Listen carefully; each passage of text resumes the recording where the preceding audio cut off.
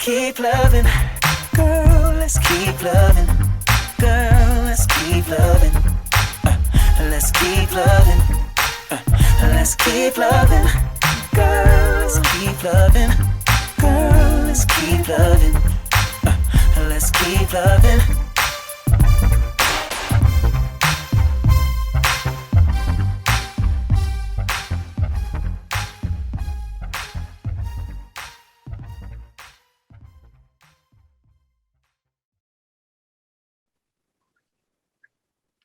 All right, all right.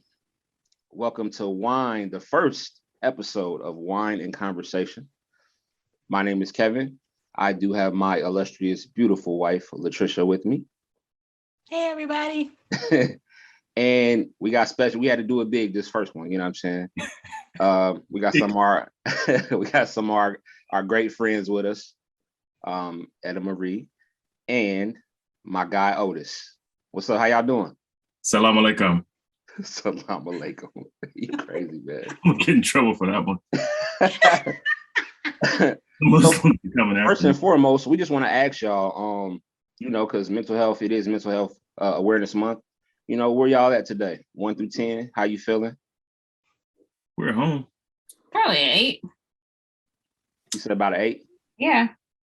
In terms of mental health. Your mental health is an 8, and what is a 10? Positive. Though? Oh, okay. I thought like a 10 was batshit crazy.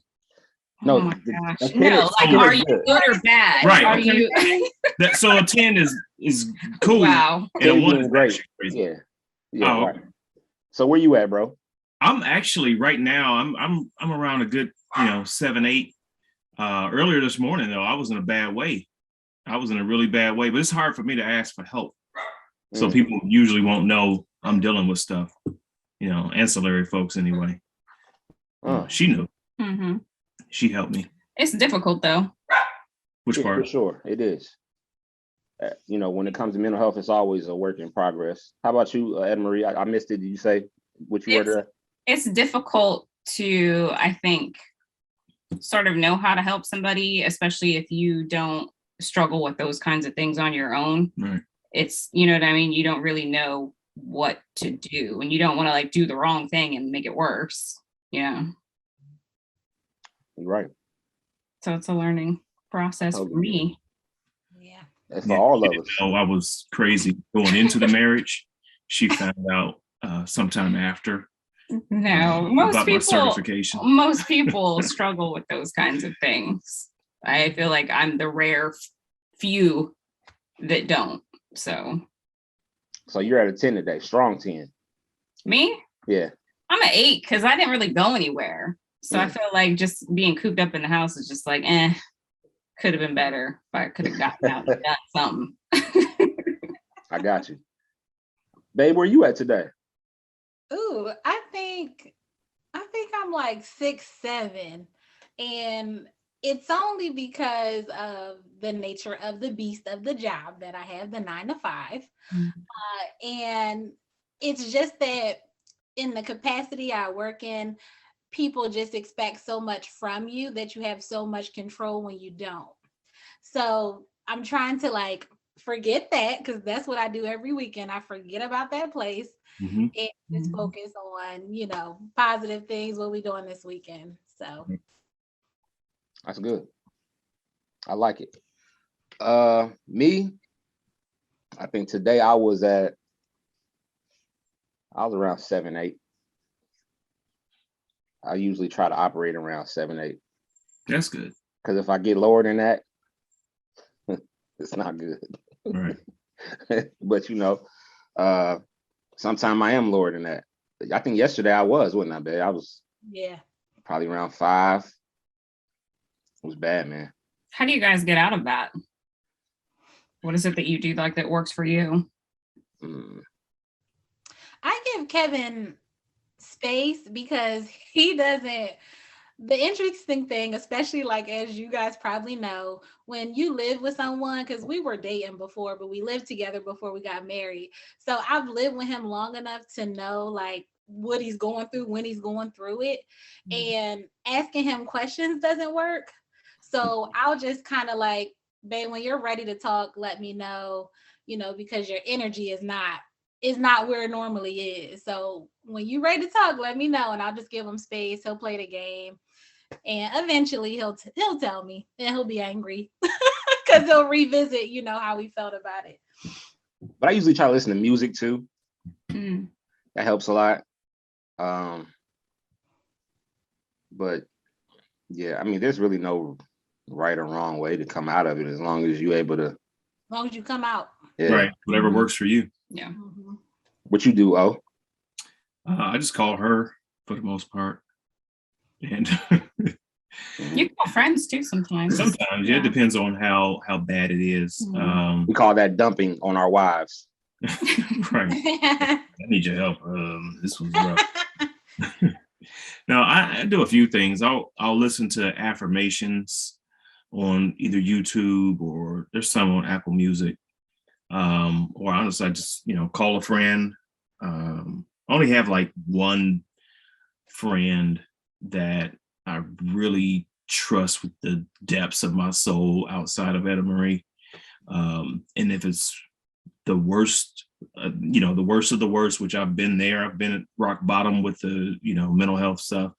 It's my mama. So she's the big guns, so. See, I don't have that. Yeah, I feel you. You feel me? What'd you say, babe? I was laughing because he said, I figured. No, I said I feel you. I understand though, because I had two moms and only one can I call with that type of stuff. Yeah. Well, I take that back. The other is, go ahead. I got one I can call. Get it right, she gonna watch. That's right, because she was gonna be like, "What, son?" Yeah, Trisha's mom. I can my call other her. one she wouldn't make it worse per se, but she just, I don't know. It's just hearing something from her doesn't carry as much weight as it does kind of hearing it from my mom.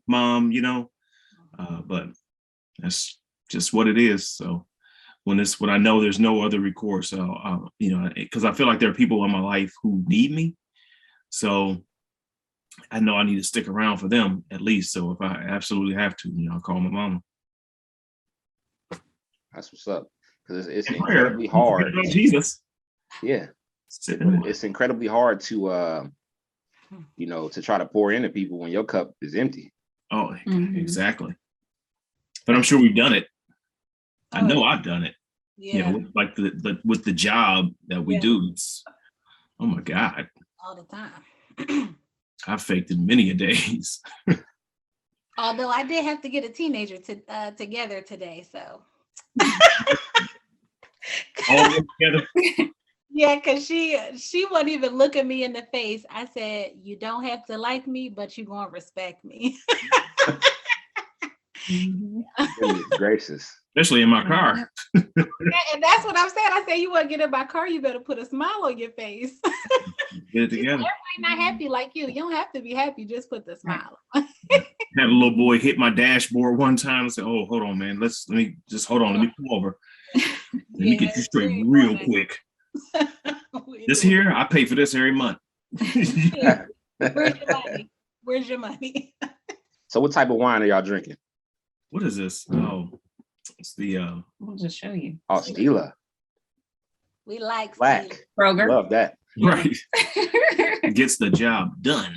You guys have to try the red. Have you had the red? Oh yeah. Oh, that's my favorite. We got all of them. Yeah, different kinds of flavors. I didn't know. I wasn't. She got me hip to this. Well, Elaine told me. Yeah, this stuff here is where you guys work.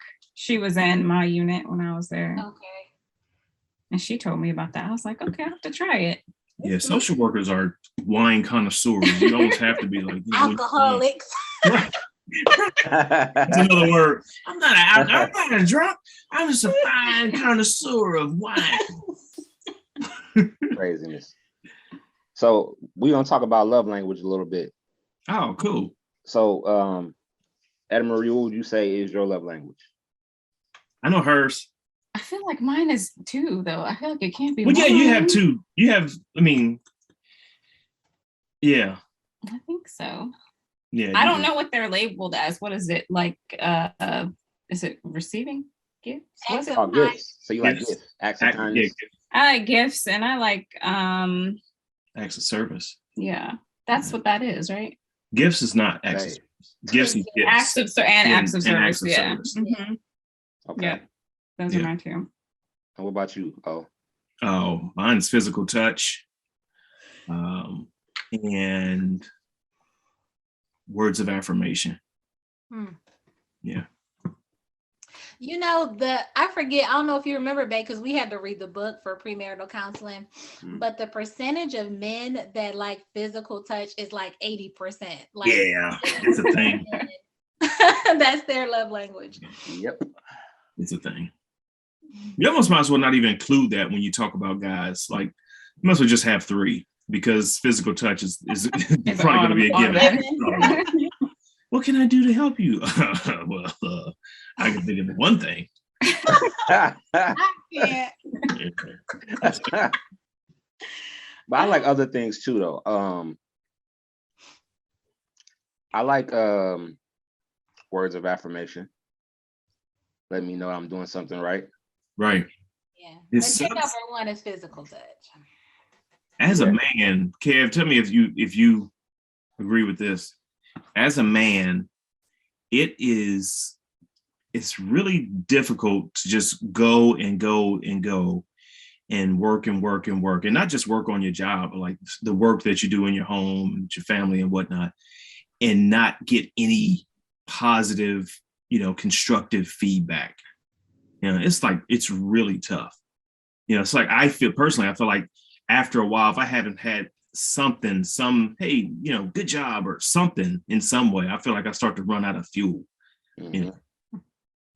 So I know this is, go ahead, baby. I know this is off topic, but my brain just started moving, and I'm like, so do you guys think that men emotionally cheat? I know it's probably maybe like a duh answer, but I'm curious because for the most part, whenever they talk about men cheating, it's always just because they weren't getting sex or lost interest in their wife or something like that, and there's no emotional connection. But then, like, I'm listening to what you're saying, and then I'm thinking, like, well, do men emotionally cheat? Yeah.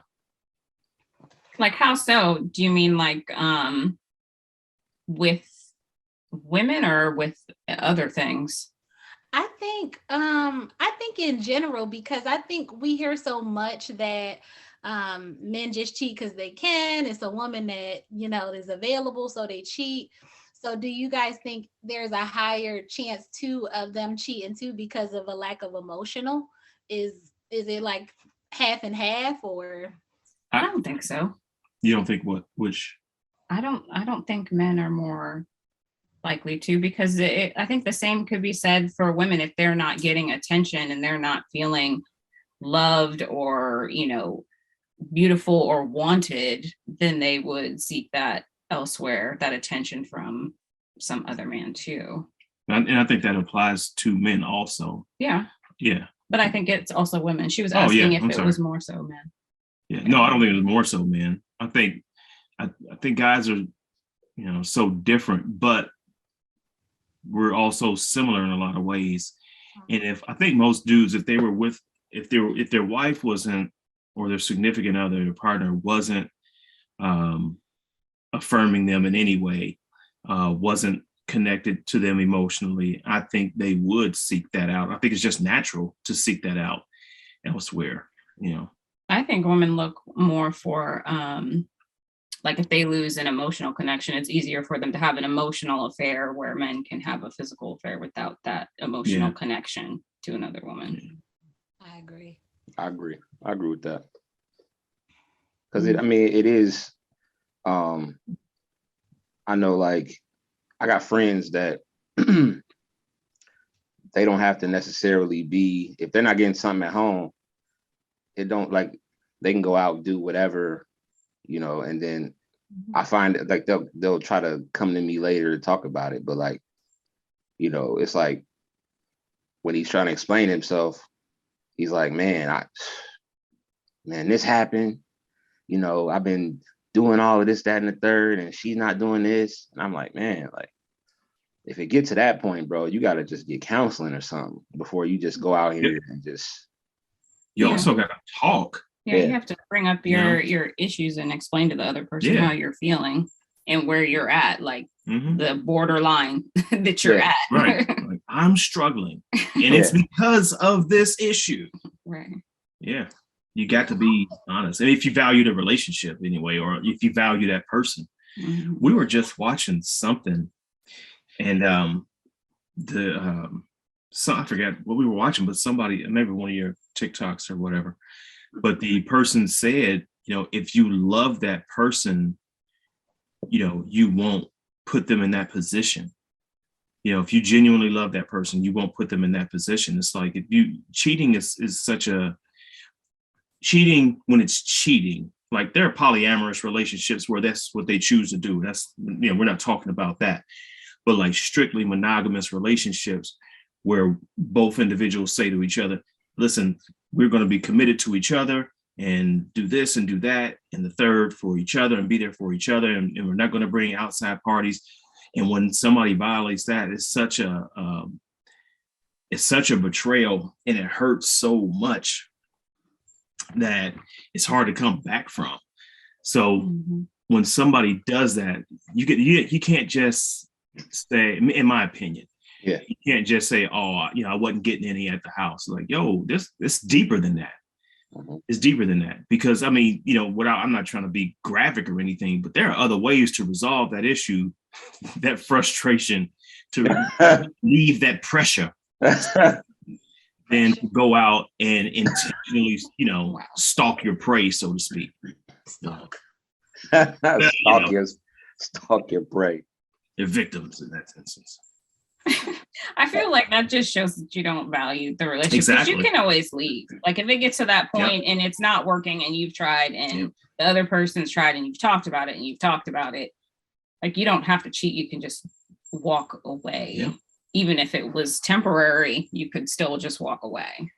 You're right. I was thinking that too. I was just thinking too, like, we have to care about ourselves more too, because to a certain extent, that's not even in your character, you know, because what comes along with cheating, lying, you Right. know, distrust, dishonesty. So much. So it's like you're sacrificing who you are at this point, Yeah. and you're still not even happy after you cheat. You're going back into the situation.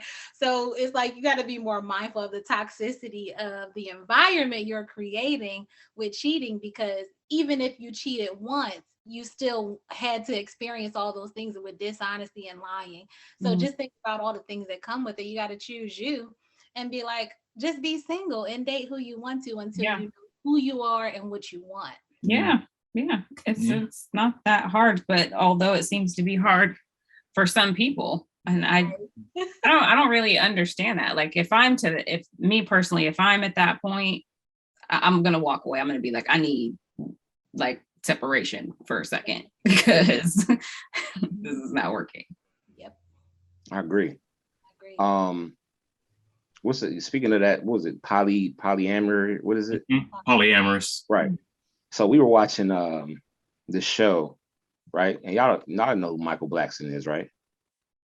Why do I know Comedian. that name? But I know. Comedian. Right. Yeah, he's African. And he always jokes about how dark he is. Like, Oh yeah. Okay. African dude. This guy he's engaged to this woman. And because he's African, he feels like, you know, he has to have more than one woman, right? So they came to an agreement that he's able to have one side chick a month. Yeah, But- no, that's not. No, That's different. no, that what But- he. That's Hold an on. open relationship. Nope. Right. But the difference is all he can do is hit it and quit it. He can't take them out That's a slippery and slope. take them. and So- you're forgetting, babe, not to cut you off, that they're engaged. Yeah, that's what I said. Okay. Yeah, they're engaged. So like she ends up getting upset because he does take them out to eat or breakfast or whatever the case may be. I mean, you got to warm them up, you know what I'm saying? But she's not worried about him having sex with, like, and I just felt like she was so, like, you can't be upset that people looking at you a certain way because you agreed to allow him to have one woman a month anyway. Yeah, and I mean, who's to say he's not going to go back? And then if he goes back to the same person over and over again in that last year, then feelings start developing, and that changes everything. And too, to interject, this is happening because he's on Wildin' Out. If you guys ever seen Nick Cannon's little comedy show. I've seen it before. So he's one of the regular, cast members. So she doesn't always go with him when he's going for shows. Yeah. So just like even on the show that we're watching, which is more so like the relationship counseling, couples therapy thing, he left that show to go and do the Wildin' Out. And he normally sees these women in the green room, but she's not there. So it's also too like, how do you know it's one woman if you're not always there? Yeah. When, STD. Yeah, that's the thing. I mean, I know. What if you get somebody pregnant and like, there's just nah. I mean, STDs. Like, does anybody think about those anymore? They're not. I feel like there's more loyalty having multiple wives than right. And that's what I was going to say. Like him saying, "Okay, I'm from Africa. I'm supposed to have more than one wife." No, it's not because you're from Africa. It's because you come from most likely come from a country that's heavily Islamic. So that said, side pieces aren't. That's not the move. Right. It's not acceptable. You should be if you believe in polygamy. If that's part of your belief system and your worldview, that's fine, but you should do it right. That's a violation. I mean, I studied Islam. It's a violation to just be sleeping with multiple women. That's not pleasing either. Now, isn't that what Nick Cannon's doing? He's making all these different babies and he's blaming it on his religion. Is he even in a relationship? I thought he was he's single. He's single. Right? So he can just do if he has the money and he wants to do that, like right. Just waste your money, I guess. I don't know. But see, it's deeper for me when you think about that because he can't be in all those children's lives at the same time. Nope. And money is, you know what I mean? Like a lot of time kids, that's what kids want. They want their father. Right. You know what I'm saying? He's making all these babies, but he can't be there for each and every one of them. He can provide, money wise, but I don't know. That was his choice. Isn't he in his 30s? He's grown. Yeah. Yeah, he is. Yeah. Bless his heart. I know I'm not focused on him. Never mind. Yeah. That's the life he signed up for. I don't. It's so crazy. That's a lot of child support too. Gee. Lord have mercy. If they want him to pay, they may not need that. That's true. He might just be giving fork and cash. Yeah, sign on bonus or something. Mm-hmm. Yeah, I don't know. But to each his own. Right. Like I don't think Mariah Carey needs child support. Like I right. Oh no. But the other women are not as famous as her. I don't think. I think they're like regular girls. Yeah, I don't know. I think a couple of them worked at Aldi. Aldi pays good. They pay like $20 something. $25 an hour. I didn't say it was bad. I just said they worked at Aldi. And they get to sit down. Shoot. So one of the things when we started this, we were thinking about, there's not a lot of people who fall in love anymore. You know what I'm saying? Mm-hmm. So nah, you know that, bro. It's not. No, because I don't ask. I don't. You know what I mean?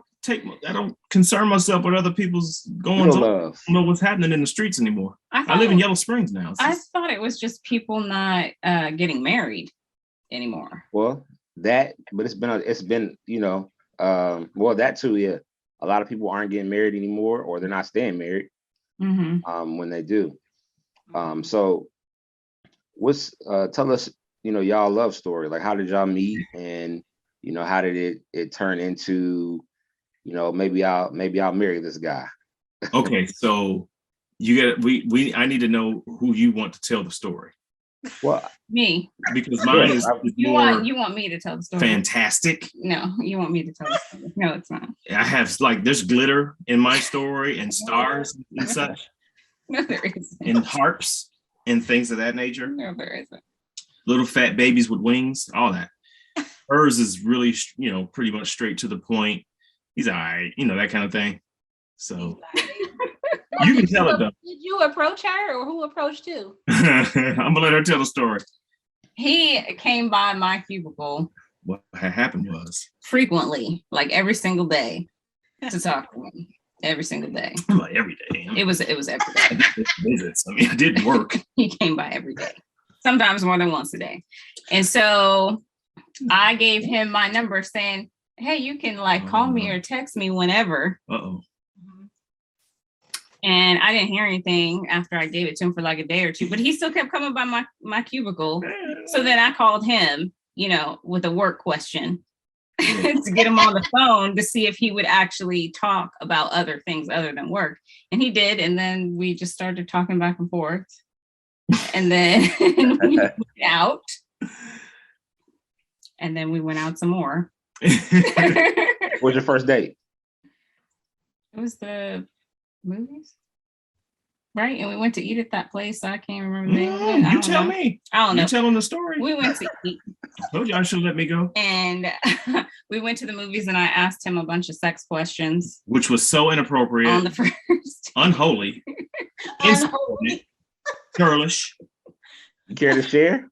Nasty. Right. Give us one of the questions. Yeah, go ahead. I don't even remember. I do.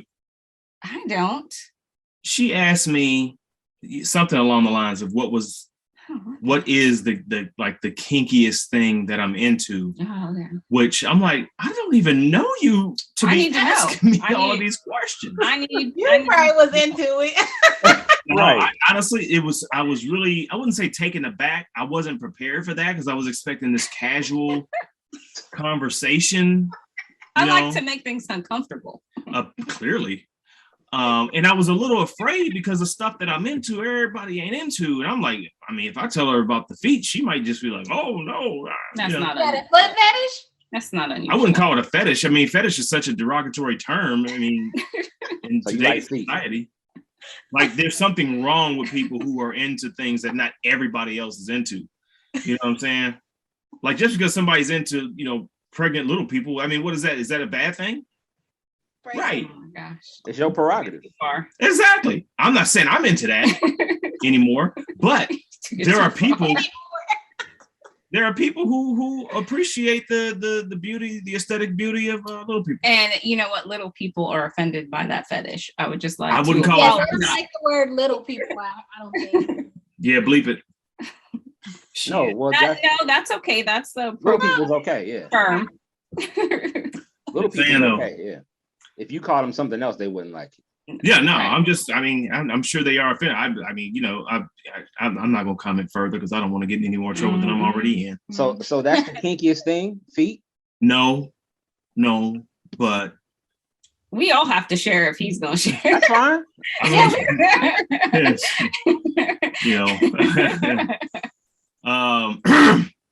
So I enjoy pain. I feel like that's not unusual though. Okay. Well, I think a lot of women do. We just don't say it. He said okay. Yeah, that's cool. Yeah. Starting to sweat a little bit. Pain. Okay. I'm crying because you got me over here. Oh, Lord have mercy. Thank you, baby. I don't. Are we doing this? I'm not afraid to talk about sex. So it's up to you if you want to, because other people are going to see this. So it's up to you how comfortable you are. I'm married, so ain't too many people. So I like pain. I like things that most dudes would say, oh hell no.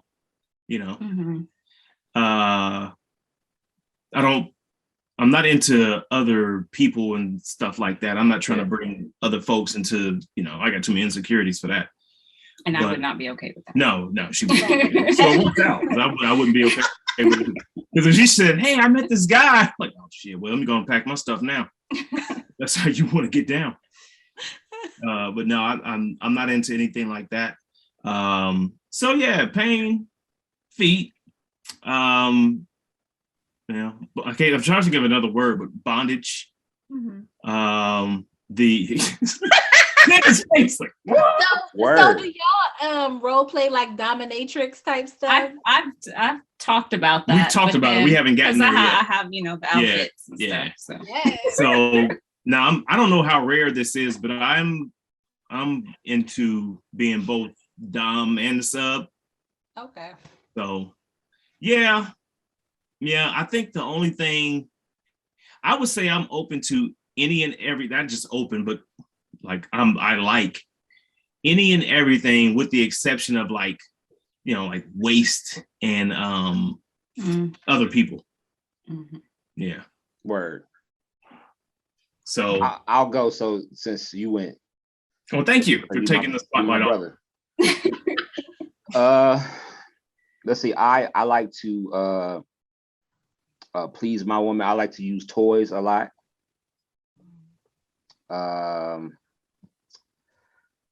I have no problem with licking any and everything. That all sounds typical though. Yeah. That's not for everybody. But there's a it's taboo, and I know where I came from. That's taboo. You don't do that. Yeah, me too.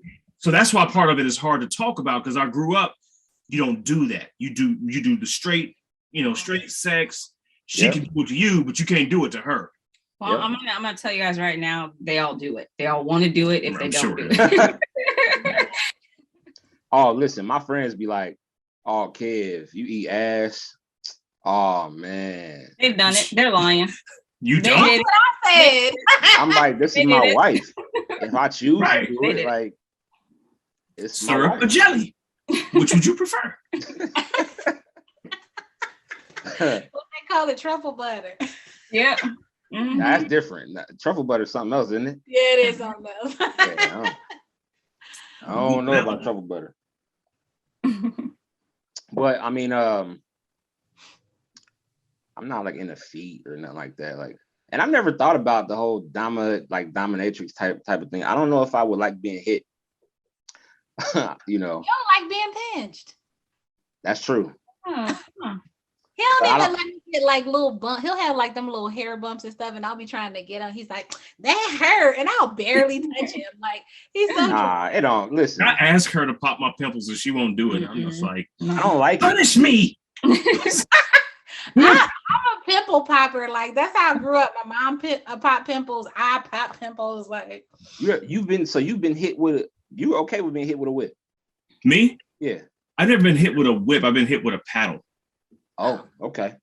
Yeah. Well, that's not too hard. You know what I mean? Not, I mean, that the paddles is pretty big. they soft, yeah.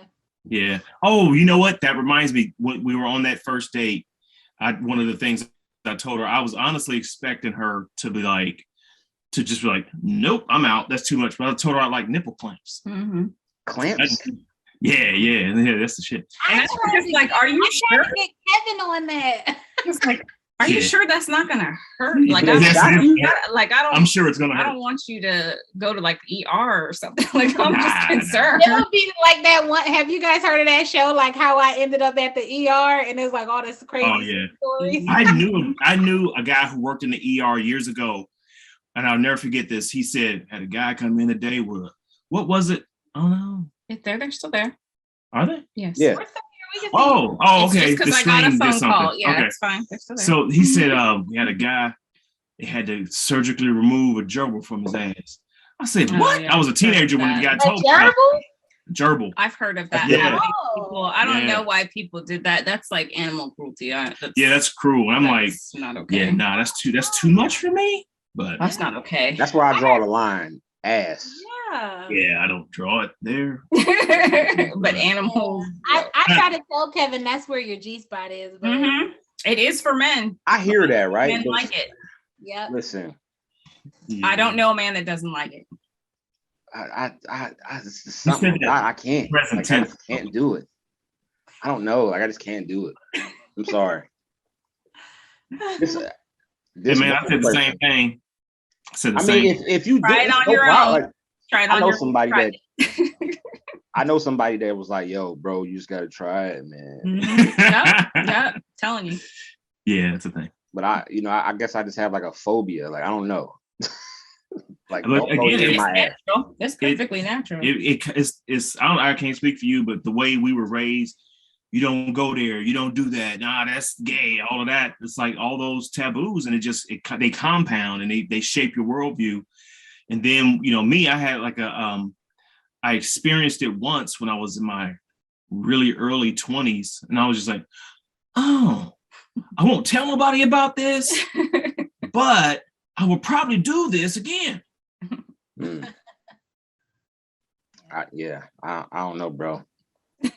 I told him, like, just think about a man that likes other men, like they're getting gratification through what they're doing. So obviously, Yeah, there has to be something back there.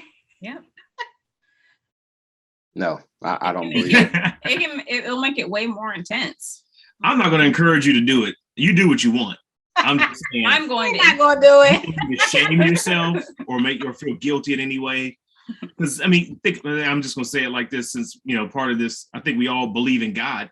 The marriage bed is pure and undefiled. As long as you don't bring another person into it, it's you do whatever you want.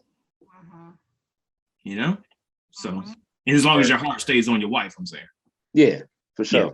So just food for thought, but do whatever you feel comfortable with. No doubt, man. I might get me, a mask or something, man, and some, I don't know about nipple clamps. I don't know. That's not, everybody doesn't have those same pain. nerve endings. Yeah, it's pain. different. That's just a me thing. That's a preference. Yeah. But it shocks you too, right? Don't it shock you? No, it's just just hold on. Ouch. Hold on to nipples unchanging hand.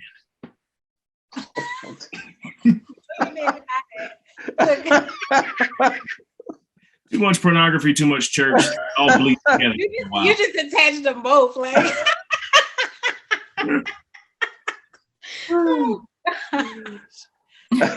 Babe, you want to go next, or Ed Marie, one of y'all? Oh yeah. Oh, I forgot. Yeah. I forgot we had to go somewhere.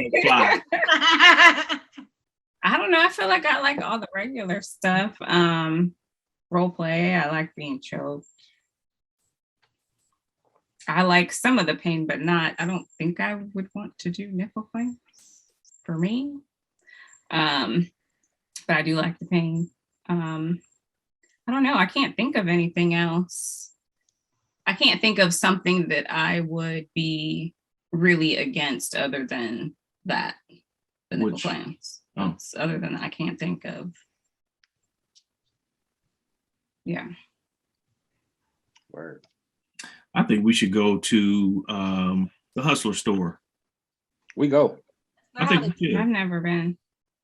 You never been there? Oh, you never been there? No. What y'all doing tomorrow? Going up to Columbus. Yeah, go to Columbus tomorrow. Well, we could plan a trip. It's huge. It's not it's down the street. Yeah. Huge.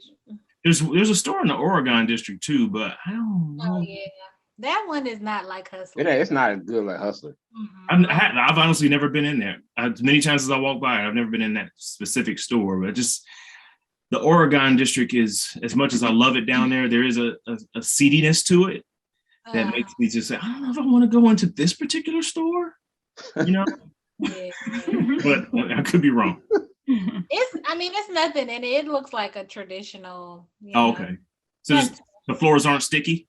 I've never been in that one, but yeah, the floors are. I think they have carpet though, actually. Oh. That old carpet, old school tan. So it's carpet. crusty. remember they used to have that one on what was it? Needmore. Oh, No, Needmore. Dixie. Yeah, McCook's. Yeah. It's still there. No. The building is there, but the store, they've been closed for a long time. I went in there long time ago, in the 90s. And it was as creepy as you would expect it to be. Like the floor, because they used to have peep shows. Yeah. The floor was for real sticky. You had quarters. going down in there. No, you put, well, at that time you was putting dollar bills in there. Yeah. Yeah. Like, oh man.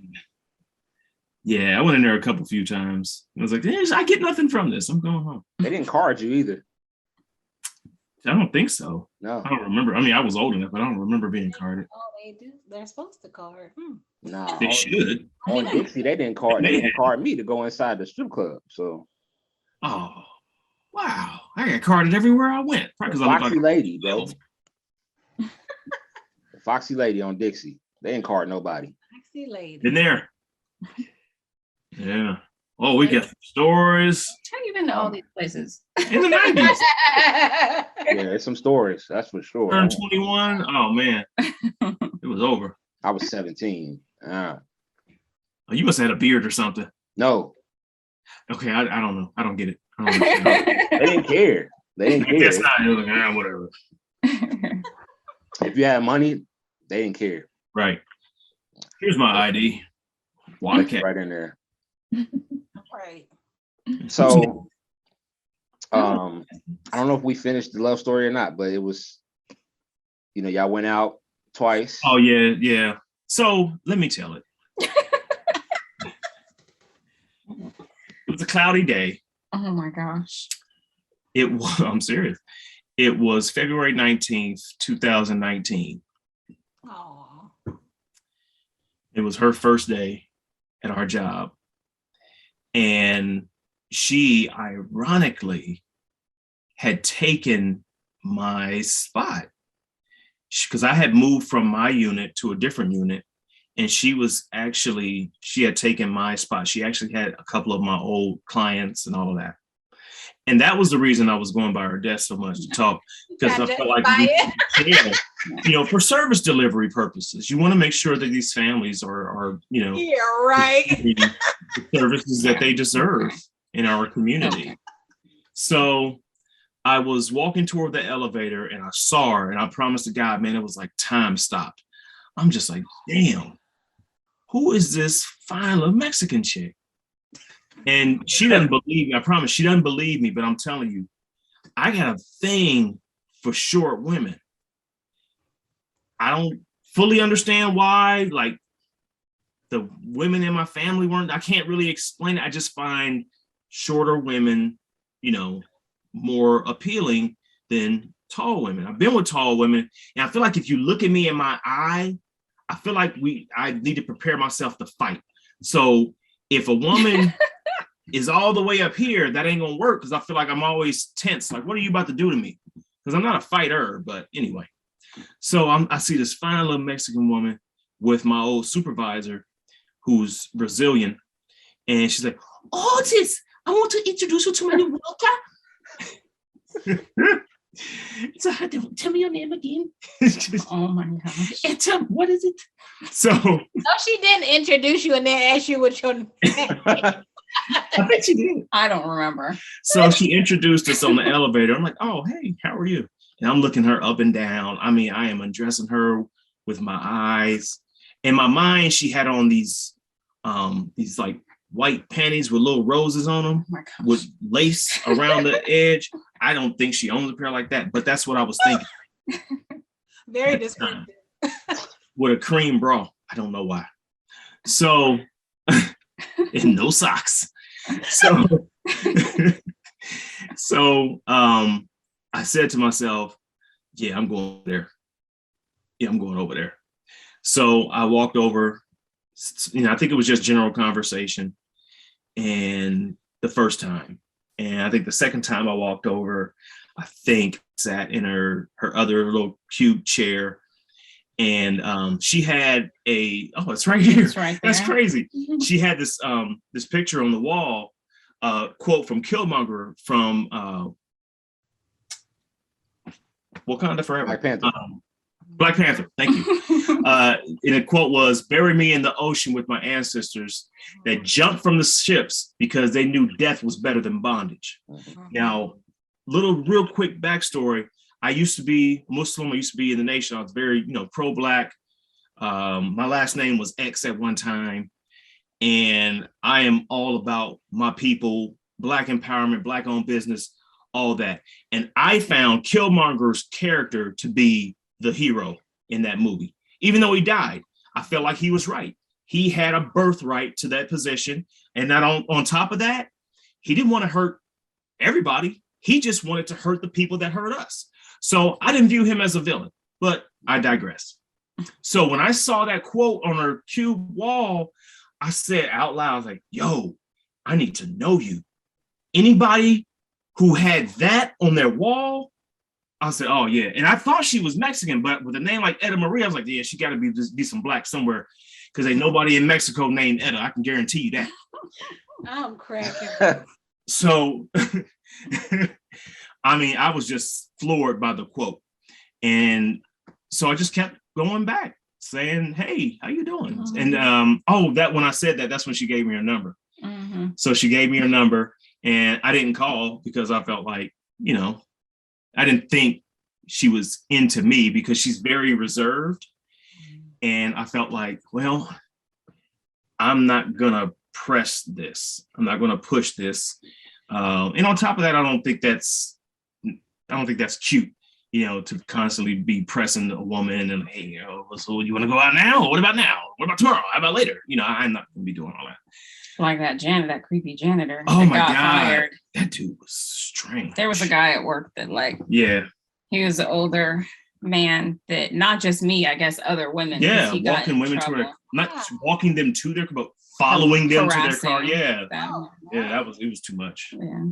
So I didn't want to be that guy. And so when she called me, I was kind of shocked because I wholeheartedly didn't think she was into me. And this just speaks to my own insecurities. I thought she was significantly more attractive than me, and she wouldn't be into me. Because I've been insecure about my, you know, self-image since the 3rd grade. And I just don't assume that women, you know, I didn't assume that women were into me. So I never really had that assumption. And when she called me and we were talking, I thought it was just cool conversation. And I think we had maybe 2 of those conversations. And then one day she called me. We had a number of conversations. On the phone? Yeah. Okay. Yeah, I remember now. So we had a few of those conversations on the phone. And then one day she called me. I was on my way back from Cleveland doing a home visit. And she asked me if I wanted to go to the movies. And I was just floored, like, you want to go out with me? I said, okay, let me think about this, basically. And I called her back later and said, okay, you want to meet me at, you know, where do we go? With the movies theater we always go to. Meet me at the Green. And so even though she asked me out to the movies, I still felt like she really wasn't that into me. Again, this reserve thing, this mask. It's not a mask. I'm always like that. Right. Exactly. Okay. I'm reserved all the time. Yeah. Am I not, you guys? Yeah, you are. Yeah. So her emotions don't surface like mine do. Right. You know. So when she started asking, we went to the movies, and then I thought the movie was really good. Actually, it was this movie. I forgot what it was called. John Goodman was in it. You know, Roseanne's husband, and he played this detective. And there's these aliens. The end was really good. Yeah, the end had a twist, and I won't spoil it, but the end had a twist that was really dope. And I was like, oh, I actually enjoyed it, but I'm the type of person that I really love cinema, so I'm just engrossed in the movie. I'm really not even focused on her in the movie. And so afterwards, I said, hey, let's go get a drink or something. And we go, I think we got some appetizers and some drinks, and we were talking. And when she asked me about the sex question, I'm like, why? And it's still not clicking. Why are you asking me about sex if you're not into me? I asked a lot of sex questions. Yeah. And I just wanted to know. Yeah. And I wanted to see how comfortable he would be with uncomfortable questions. How comfortable was I? You came off as if you were comfortable. I don't know how you felt on the inside. I was confused. I was confused because I'm like, you're not, again, stuck in this, you know, insecure mode. I'm like, you don't like me like that. So why are you asking me questions about sex? So I felt comfortable talking about it because it was like having a conversation with just a friend. but it felt like a weird conversation to have with just a friend. So I was kind of confused. So I didn't have a problem talking. Like, yeah, I like nipple clamps. So what? What you gonna do? Go home, pick your tomatoes. You know? No, can't remember that. So after that, we gave each other that awkward first date side hug, and What? To me it felt. I don't even remember. I remember it. It was like a friend side hug to me. To you, I think it was probably the same thing because we weren't like getting deep into it. Mm-hmm. And the only thing I expected was a text saying, "Hey, I made it home." That's the only thing I expected. But the phone calls kept coming. You called me too. I was just calling you. No. Get it right. You called me too, and we went out a number of times, and then he wouldn't give it up. He kept making me wait. Oh yeah, because I value my my chastity and my purity. And I believe my body is the temple of the Holy Spirit, and I am not going to defile it for anyone. Oh my gosh. So I told Kevin this too, like, can you guys talk about too, like the difference, maybe like when you were younger and you imagine getting married and, where you are now, like as far as timelines, because, people feel like you should be together a certain amount of time or you should get married before you have sex. Like what was the conversation like about you guys? I know you were asking questions on the first date, but. For me, I am the type of person, I'm not like most guys. I have to be connected to the woman to have sex with them. I've never had a one night stand. I know I couldn't even perform in a one night stand. If there's no connection, it just doesn't work for me. I've had, I want to say 2 sexual encounters that was only like one occurrence, but I knew those women, or I think this was in high school, but I knew them pretty well already. Even though it didn't go anywhere after that, I was able to be engaged because we already had, a relationship, albeit a friendship. So she, and I had some stressors going on in my life at this time, like when we're talking about like when we met, I had some stressors going on in my life with my kids and things of that nature. So a big part of my lack of response to her insatiable lust for me was twofold. It was the stressors from my kids, and 2, I really didn't want the foundation of our relationship to be sexual, because I've made that mistake in the past where my primary focus, my primary reason for being attracted to this person was sex. And that's not enough to keep a relationship. And I didn't want to make that mistake. So I wanted to know her. I wanted to just know her in every way intimately that I could without going to that level. I kind of wanted that to be more organic when we just had time together. I didn't want to, say, all right, it's time now. We need to do this, even though that's what she said. So that's what it was for me. I just wasn't focused on it. I really wasn't.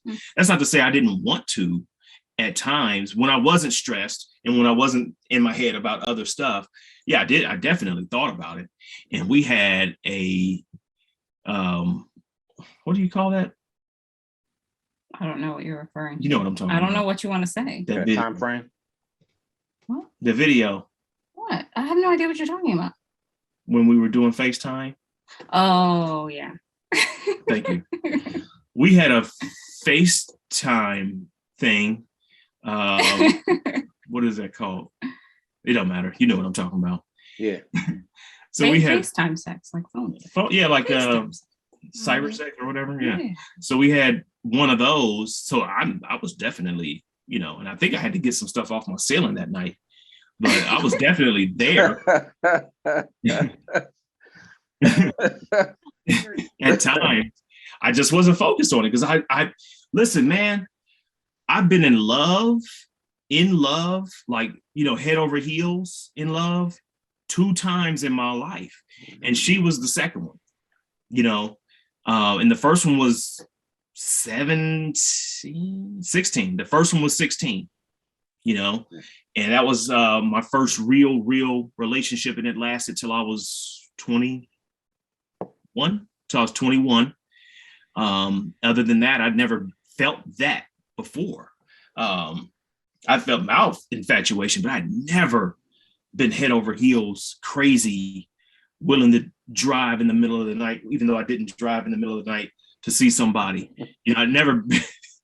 I had to go to work. I mean, she, you know, I mean, she was, why don't you come over tonight? I was like, well, you know, I gotta visit in the morning.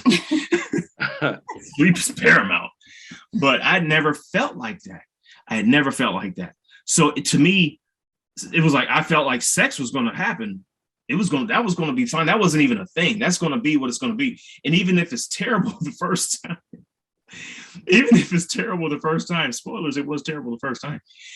Even if it's terrible the first time, we can work through it and learn and all of that stuff. It was terrible for her. Yes. I was good. No, shit, I got mine. I don't know. But he was just like, I was not ready. Yeah. And I was not comfortable. He was going through some and stuff. I was really dealing with some stuff. I was really, outside of our relationship. My relationship with her and my relationship with my mom were the only 2 bright spots in my life at that time. You know, that was it.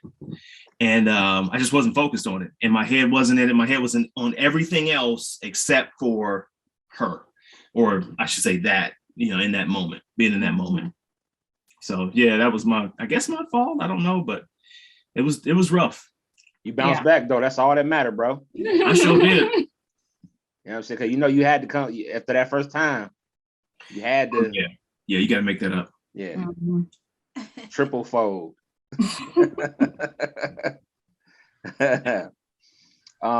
Man, we enjoy y'all coming on with us tonight. Last question. We're out of time. Last question I want to ask y'all. If you could tell somebody who is, you know, thinking about marriage or, you know, not sure what they want to do, what type of advice would you give to someone who is, you know, maybe struggling with wanting to know if they should marry the right person?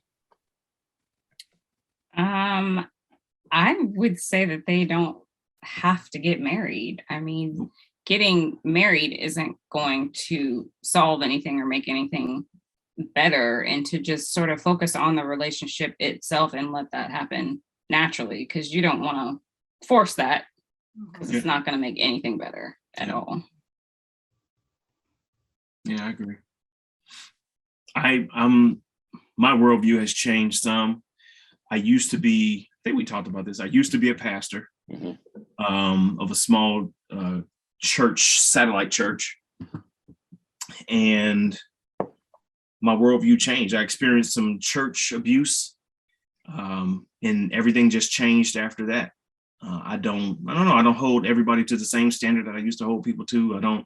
I'm not as religious as I used to be, you know, and I feel like if someone doesn't want to do something like something as serious as be married, then who am I to tell them, you know, they should be married? And you can have a marriage without legally being married. It's really about your priorities and what you want. Because marriage is just a contract in and of itself. It's a legal binding contract that connects you financially to someone else for life. Because without that financial binding, because that's what you're doing, you're binding finances, assets, debts. Outside of that, like you don't have to do it. It's a business deal. Yeah. Legally, it's a business deal, and you can have a marriage without that contract. Yeah. So it's about whether you're ready to sort of go into business with somebody, because that's what you're doing. You're going into business with someone for life. Word. Yeah. And oddly enough, I mean, that's even in the Bible, that's what it was. You know, the instruction to love someone's wife, you know, I don't know if you noticed that came late in the book. people were getting married. There was no requirement for love. I thought the way I viewed it, that's an afterthought. Oh, you love your wife? Oh, that's cool. Mine she knows her place. She does her job. You know what I mean? That was the mentality. And somewhere along the line, and I'm not sure where, the dynamic shifted a little bit, the paradigm shifted, and love became a prerequisite and a requirement. Not that it's a bad thing, but I think we both went into our marriage because we had talked about just doing a commitment ceremony and not even doing the legal part. We honestly decided to legally get married days before the actual wedding. We made that final decision days before. We weren't even going to do it. We both experienced, the pain of divorce and all of that. And it was like, man, do we really want to do that? But she felt like she wanted it to be official. She didn't want us to, so to speak, live a lie or whatever. And I saw the value in that. And I see the value in her. So I roll with it, Love it. What's up? Babe, any last words? No, thank you guys for coming on. Thank you. For those of you that are watching, these are our buddies. Kevin and I were just talking, we don't have friends that are married, let alone, in a relationship happy. So we really enjoy, having them, being in their company. So just shout out to y'all. I love y'all. Yeah, for sure. Shout out to y'all. Appreciate it. Listen, this is Wine and Conversation. Yeah, we had a great night. Anything that y'all want to say? Yeah, we gotta go to that hustler store. We gotta make that a priority. Yeah, we make it happen. You know how we do, bro. It's a text and that's it. Man. We make it happen with a text. I'm with it. I'll just say bye to everybody watching. Oh, right. People are watching too? They will be. They will be. I don't know if they're watching now. My mama gonna be talking about this. Yeah. On and on. You should have known. Church on Sunday. And I don't know if you guys saw my wine bottle covers back. Yes, I love it. And I just noticed that. I eat groceries. She lived a life. That's all I have to say. She's not gonna be shocked. No, this is Wine and Conversation. Oh goodness, she was my favorite. She's so funny.